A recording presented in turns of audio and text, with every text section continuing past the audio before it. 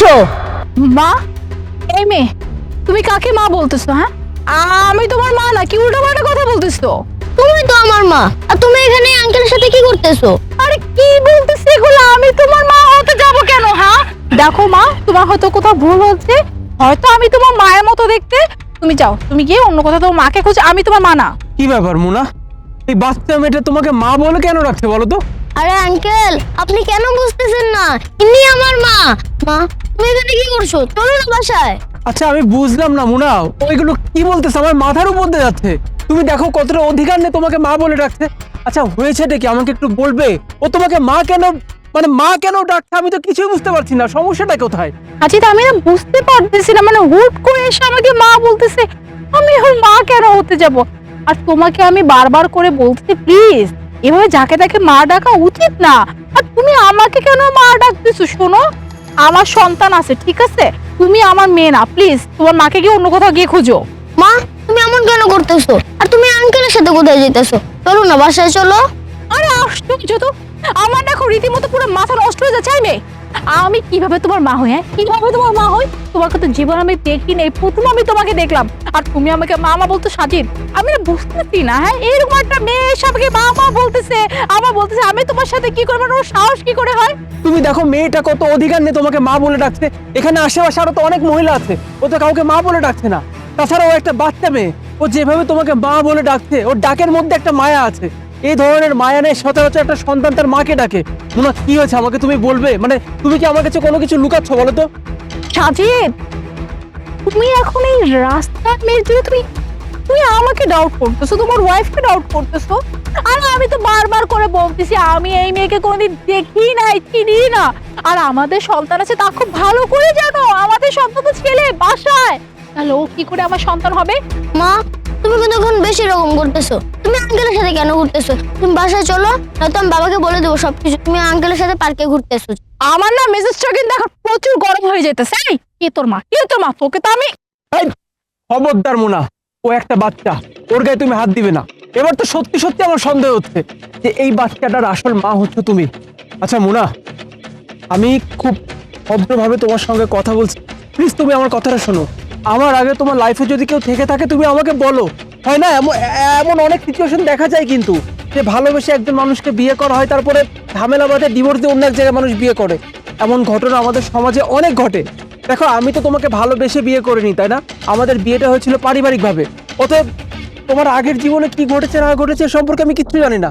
মুনা, আমি হাত জোর করে তোমার কাছে অনুরোধ করছি, আমার আগে তোমার জীবনে যদি অন্য কোনো পুরুষ থেকে থাকে তুমি আমাকে আমাকে বলো, আমি কিচ্ছু মনে করবো না। কিন্তু তুমি দেখো এই বাচ্চা মেয়েটা কি করে তোমাকে মা বলে ডাক, এগুলো কি মিথ্যা বলো? সাজিদ, তুমি এগুলো কি বলছো স্যার? কিসের অ্যাফেয়ার? হ্যাঁ, 5 বছর যাবত তোমার সংসার করতেছে, 5 বছর যাবত তোমার সাথে আছি। আমার যদি এমন কিছু থেকেই থাকতো তুমি কি জানতে পারতে না, বুঝতে পারতে না? হ্যাঁ, হুট করে একটা মেয়ে এসে আমাকে মামা ডাকছে, আর তুমি এই মেয়ের কথা তুমি নাচতেছো। হ্যাঁ, আমার কোনো অ্যাফেয়ার ছিল না, তুমি কেন বুঝতেছো না? আমার একটাই মাত্র সন্তান, সেটা হচ্ছে ছেলে, সেটা হচ্ছে তোমার সন্তান। আমি এই মেয়েকে জীবনে দেখি না, তাহলে তুমি কেন বারবার আমাকে এই কথা বলতেছো? আমি এই মেয়েকে চিনি না, তুমি আমাকে কেন ডাউট করতেছো? মা, তুমি কি এখানে এখনো দাঁড়িয়ে থাকবে নাকি আমাকে নিয়ে বাসায় থাকবে? তুমি কিন্তু এটা খুব খারাপ করতেছো। আমি না বুঝতে পারতেছি না, হ্যাঁ কি কারণে তুমি এগুলো করতে চাই? কেউ তোমাকে টাকা দিছে? হ্যাঁ, কেউ টাকা দিছে? নিশ্চয়ই তোমাকে কেউ টাকা দিছে, টাকা দিয়ে কাজ করতে বসে, তাই না?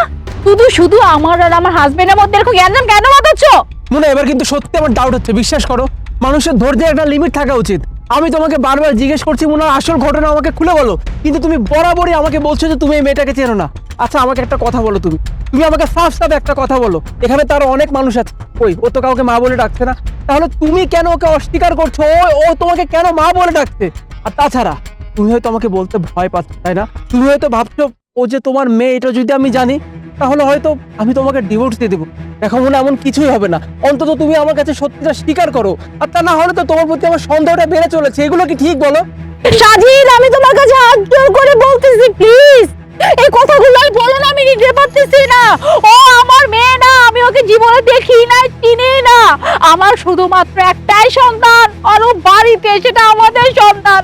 তুমি একটা রাস্তার মেয়ের জন্য তুমি এখন আমার সাথে এরকম কথা বলতেছো, আমাকে সন্দেহ করতেছো। তোমার লাইফের প্রতি কি তোমার একটু বিশ্বাস নাই? হ্যাঁ, একটা মেয়ে এসে বললো, আপনি বিশ্বাস করে নিল। আসলে আঙ্কেল আমি মিথ্যা বলছিলাম, উনি আমার মা না। আসলে এটা পুরোটাই প্র্যাঙ্ক ছিল একটা। প্র্যাঙ্ক? এই মেয়ে, এগুলো কি ধরনের প্র্যাঙ্ক বলো তো? মানে মানুষের ইমোশন নিয়ে কেউ এভাবে মজা করে মা? এই মেয়ে, তুমি তুমি একটা বাচ্চা মেয়ে মা, তুমি এই ধরনের মজা আমাদের সঙ্গে কেন করতে গেলা? তুমি জানো তোমার এই মজার জন্য আমাদের মাঝে কত বড় একটা ঝামেলা বাঁধতে যাচ্ছিল?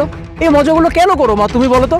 দেখো মা, তোমাকে একটা কথা বলি, তোমার এখন খেলার সময় মানছি, মজা করার সময় মানছি, তাই জীবনে এমন কোনো মজা করো না কারোর সাথে যার জন্য কারো জীবন চলে যেতে পারে। তুমি বুঝতেছো? হ্যাঁ, তোমার সামান্য এই একটা মজার জন্য আমাদের মধ্যে কতবার একটা দ্বন্দ্ব সৃষ্টি হচ্ছিল। হ্যাঁ, করতে গেলে তো আমাদের সম্পর্কটা শেষই হয়ে যাচ্ছিল। তুমি তো এগুলো বুঝবো না, তুমি তো ছোট বাচ্চা। তো একটা কথাই তোমাকে বলি, প্লিজ আজকের পর থেকে এমন কোনো মজা করবে না যে মজার ছলে কারো জীবন নষ্ট হয়ে যায়। আঙ্কেল এটা প্র্যাঙ্ক, আমরা কয়েকজন বন্ধু মিলে প্র্যাঙ্ক করছিলাম আপনাদের সাথে। ওই দেখেন আমাদের ক্যামেরা। না সরি, আমি আসলে বুঝতে পারিনি। আর আমি বা কি করতাম বলো তো? ও এমন ভাবে এসে তোমাকে মা বলে ডাকছিল, আমি তো সত্যি ধরে নিয়েছিলাম তুমি বোধহয় আমাকে ঠকিয়েছো। প্লিজ কিছু মনে করো না। আর এই মেয়ে শোনো, তোমাকেও বলছি মা, আজকের পর থেকে কখনো কোনো মানুষের সঙ্গে এইভাবে প্র্যাঙ্ক করবে না। তুমি তো দেখলেই তোমার এই প্র্যাঙ্কের জন্য আমাদের মাঝে ঝামেলা সৃষ্টি হচ্ছিল। এগুলো ঠিক না, মনে থাকবে? চলো।